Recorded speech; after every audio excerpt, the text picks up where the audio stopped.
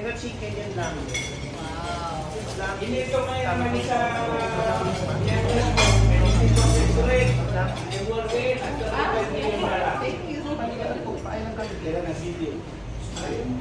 At least matry dito yung ano ito yung pagkain doon. Masanay na kayo kumain ng Arabic. Training na kayo. Sana to sila is serving yung ano, sikat na food chain doon. Saan lugar ba yun? Saudi din. Mga more burger yung ano nila. Ah. Sweets. Sige na, kain lang tayo.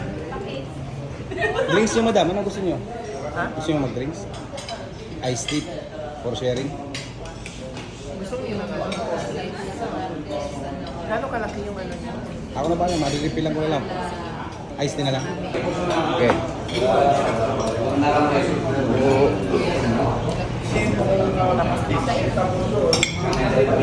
Hello.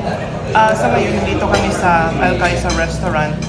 So kasama ko po ang Team Herfy, kung saan lahat po sa kanila ay first timer or majority are first timer. So ayun, niyaya namin sila para matry po nila yung Arabic dish.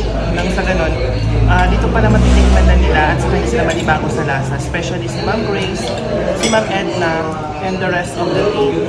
So paalis na rin po sila this coming April 23. So finally, ayan, natikman po nila. Ma'am Edna, kung saan ang lasa para sa'yo? Pasok ba? Mahanap mo ba ako? Oh, yes. Si Kisha, mahanap mo ba yung talag? Yung lasa, hindi naman yan. How about Ma'am Grace? Kasi first time na si Ma'am Grace. All goods naman, masarap. All goods. So si Ma'am, okay sa iyo yung ano? Ano tawag yung chicken? Mandi chicken. Manly. Manly. Yung manly kasi parang walang cinnamon, so may very light siya. Yung dalawa doon, okay sa inyo? Pasok sa inyo, maalam niyo doon.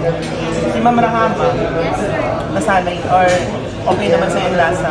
Si Sir John po, okay lasa. Ayun. So thank you.